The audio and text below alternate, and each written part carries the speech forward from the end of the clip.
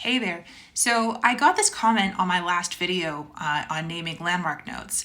And so this person is sharing the way that they learned notes in the treble clef and bass clef using the sayings like all cows eat grass, face, every good boy deserves fudge, and so on. And this made me realize that maybe some of you have kind of the question like, do I use those sayings at all? And the answer is basically no. I don't really like using those sayings in teaching people how to read music, and I'll explain why. Here's why I don't love these sayings for teaching notes on the musical staff.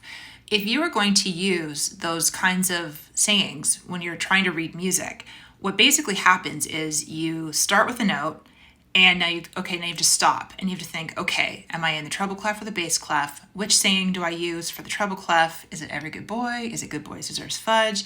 And you have actually more to remember when you're trying to name each individual note rather than just looking at the staff, seeing where you are in the staff, and then naming your notes from there.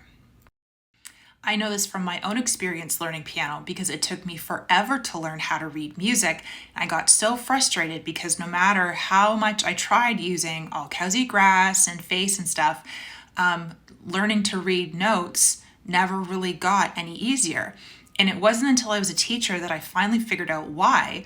And that's because by using these sayings, you're learning to identify one note at a time, one note in isolation. Whereas in order to be a fluent and quick piano reader, you need to be able to identify notes in relation to each other. Advanced piano players don't really use these sayings when they're reading new music. They're using the relationship of the note to the staff to help them figure out where they are on the piano. And now as a piano teacher, I find that if I teach the landmark system first, my students almost never need to refer back to a saying to help them remember their note names. Now with that said, I think it's also really great to have a number of options when you're learning piano. So if you find the landmark system confusing, move right over to the sayings. And if you find the sayings not that helpful, then maybe the landmark system would work better for you.